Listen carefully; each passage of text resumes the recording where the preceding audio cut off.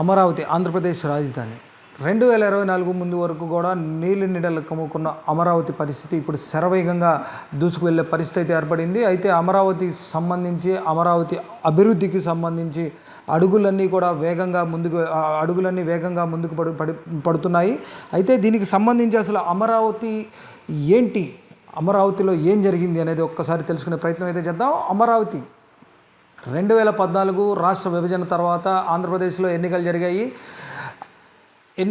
ఎన్నికల్లో తెలుగుదేశం ప్రభుత్వం అయితే అధికారాన్ని చేజిక్కించుకుంది.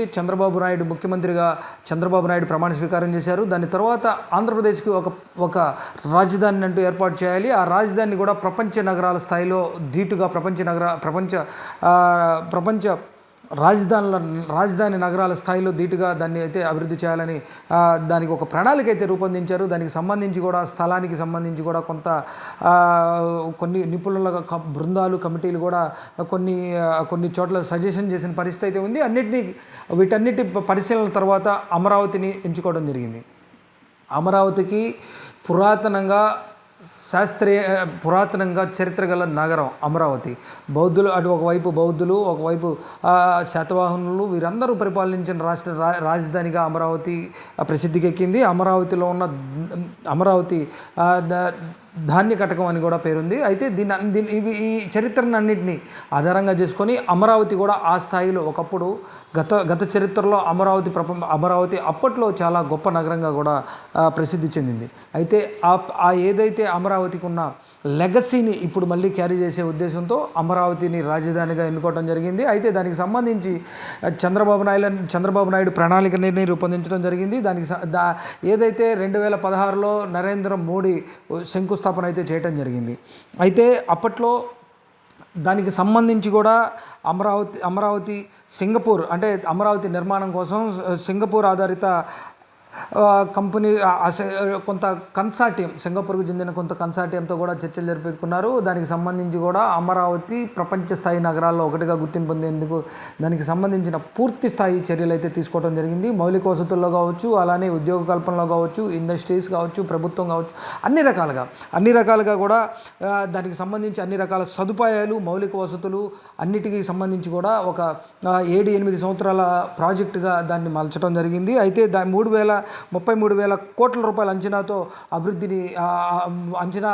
అభివృద్ధి ఖర్చు అవుతుందని చెప్పి కూడా ఒక నిర్ణయానికి రావడం జరిగింది. అయితే దీనికి సంబంధించి హాడ్కో నుంచి కూడా అప్పటికే 7,500 కోట్లు, ప్రపంచ బ్యాంక్ నుంచి 500 మిలియన్లు, భారత ప్రభుత్వం నుంచి 2,500 కోట్ల రూపాయలు, వీటిలో భారత ప్రభుత్వం నుంచి 2,500 కోట్ల రూపాయలు అదే శాంక్షన్ అయింది. దానికి సంబంధించి 1,500 కోట్ల రూపాయలు కూడా మంజూరు అవడం జరిగింది.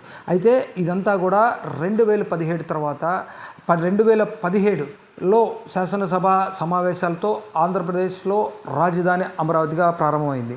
అయితే 2019 ఎన్నికల్లో తెలుగుదేశం ప్రభుత్వం అయితే కొంత ప్రజల ఆగ్రహాన్ని చవిచూసింది. అలానే వైసీపీ ప్రభుత్వం అయితే అధికారంలోకి వచ్చింది.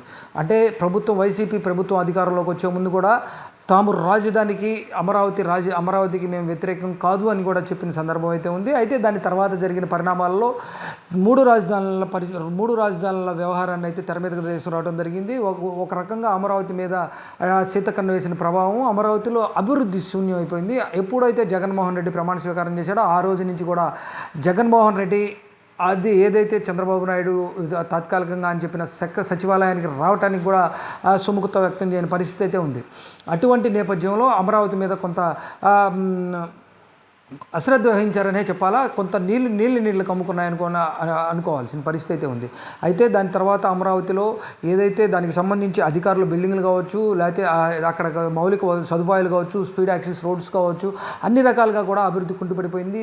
ఎవరైతే ప్రపంచ స్థాయి కాంట్రాక్టర్స్ అందరూ వచ్చారు అక్కడ మహానగరం నిర్మించడానికి అంటే టెక్నికల్గా కూడా మంచి నైపుణ్యం వల్ల ఏదైతే కాంట్రాక్ట్ సంస్థలన్నీ కూడా తమ ఏదైతే తమ పనులన్నీ ఆపేసి కూడా వారందరూ వెనక్కి వెళ్ళిపోయిన పరిస్థితి అయితే ఏర్పడింది. అయితే దాని తర్వాత 2024లో మళ్ళీ జగన్మోహన్ రెడ్డి ప్రజాగ్రహానికి గురయ్యారు. తెలుగుదేశం ప్రభుత్వం మళ్ళీ అధికారంలోకి వచ్చింది. ఒక్కసారిగా తెలుగుదేశం ప్రభుత్వం అధికారంలోకి రావడంతో ఒక్కసారిగా అమరావతి పనులు అయితే ఊపందుకున్న పరిస్థితి కనపడతా ఉంది. అయితే ఇప్పటికే అమరావతి అంటే దానికి సంబంధించిన మంత్రి గతంలో కూడా 2014లో కూడా నారాయణ మున్సిపల్ శాఖ మంత్రిగా పనిచేశారు. అయితే అదే నారాయణ ఈసారి కూడా మళ్ళీ మున్సిపల్ శాఖనే తీసుకోవడం జరిగింది. 2014 చేసిన పొరపాట్లన్నీ కూడా ఈసారి జరగవని చెప్పి కూడా ఘంటాపథంగా చెప్తున్నారు. 2.5 సంవత్సరంలో అమరావతిని ప్రపంచ స్థాయి నగరంగా తీర్చిదిద్దుతామని కూడా చెప్పిన పరిస్థితి.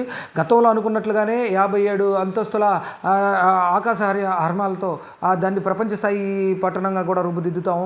2.5 సంవత్సరాల్లో పూర్తి స్థాయిలో మౌలిక వసతులు అలానే ఆఫీసులు అన్నింటినీ కూడా కేంద్ర బిందువు అమరావతి అయ్యే నేపథ్యం ఉంది అని కూడా చెప్పడం జరిగింది. గతంలో కూడా ఇప్పటికే అక్కడ అంటే ఇప్పటికే భారతదేశంలో ప్రముఖ ఏదైతే యూనివర్సిటీలు ఉన్నాయి వీటి కావచ్చు, ఎస్ఆర్ఎం కావచ్చు, అలానే అమృత కావచ్చు, వీళ్ళందరూ కూడా వారి పనులు అయితే అంటే వారి కాలేజీలను అయితే ప్రారంభించడం జరిగింది. ఇప్పటికీ అక్కడ అకాడమిక్ ఇయర్స్ కూడా కంటిన్యూ అవుతున్న నేపథ్యం. అయితే ఇప్పుడు ఇంకా ఊపందుకోవడంతో ఒక్కసారిగా కూడా ఈ విద్యా సంవత్సరంలో కూడా ఒక్కసారిగా ఈ ప్రైవేట్ కాలేజీలకు కూడా అడ్మిషన్స్ పెరిగిన పరిస్థితి అయితే ఉందని మనకి ఏదైతే విద్యావేత్తలు అయితే చెప్తా ఉన్నారు. అయితే దీనికి సంబంధించి కూడా ఇప్పటికే అమరావతి నిర్మాణం వైపు ఈ ప్రభుత్వం అయితే అడుగులు వడివడిగా వేస్తున్న పరిస్థితి అయితే మనకు కనపడతా ఉంది. దీనికి సంబంధించి కూడా ఇప్పటికే ఏదైతే దానికి సంబంధించి అధికారులకు సంబంధించి ప్రభుత్వ కాంప్లెక్స్ భవనాలను నోటిఫై చేస్తూ కూడా గెజిట్ని జారీ చేయడం జరిగింది. అయితే గతంలో చేసిన తప్పిదాలు ఈసారి పునరావృతం కాకుండా ఉండేందుకు కూడా ప్రభుత్వం చాలా జాగ్రత్తలు కట్టుదిట్టమైన చర్యలు తీసుకున్న నేపథ్యం మనకు కనబడతా ఉంది. అయితే ఇప్పటికే ప్రభుత్వ కాంప్లెక్స్ భవనాల కోసం నోటిఫై చేస్తున్నట్లు కూడా సిఆర్డీ అధికారుల కమిషనర్ కాటంనేని భాస్కర్ తెలియపరచడం జరిగింది. ఇప్పటికే బహిరంగ ప్రకటన ద్వారా నోటిఫికేషన్ విడుదల చేయడం జరిగింది.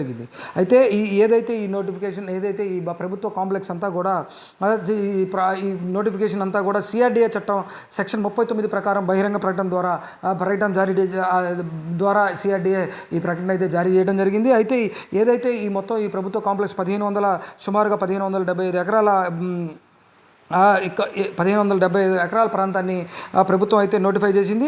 అయితే ఏదైతే ఈ ప్రాంతం అంతా కూడా రాయపూడి, నేలపాడు గ్రామ సరిహద్దుల్లో ఉన్న ప్రాంతంపై నోటిఫై చేశారు.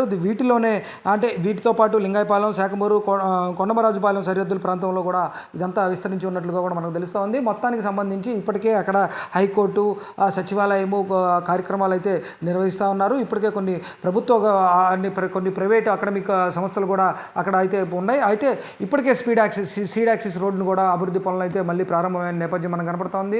కొంత ప్రభుత్వం ఏదైతే ఇప్పుడు తెలుగుదేశం ప్రభుత్వం అధికారంలోకి వచ్చిన తర్వాత అమరావతిలో మళ్ళీ కూడా ఒక కళ సంతరించుకున్నట్లుగా కూడా మనకు తెలుస్తోంది. ఏదైతే మొత్తానికి అతి త్వరలో 2.5 సంవత్సరంలో పూర్తి స్థాయిలో అమరావతిలో మౌలిక వసతులతో పాటు పూర్తి స్థాయి వసతులతో పాటు అన్ని రంగాల్లో కూడా అమరావతి ముందున్నట్టు ప్రపంచ స్థాయి నగరంలో ఒక గుర్తింపు తెచ్చేటట్లు కూడా అడుగులు వేయనున్నట్లు మనకు మంత్రి నారాయణ చెప్పిన నేపథ్యం.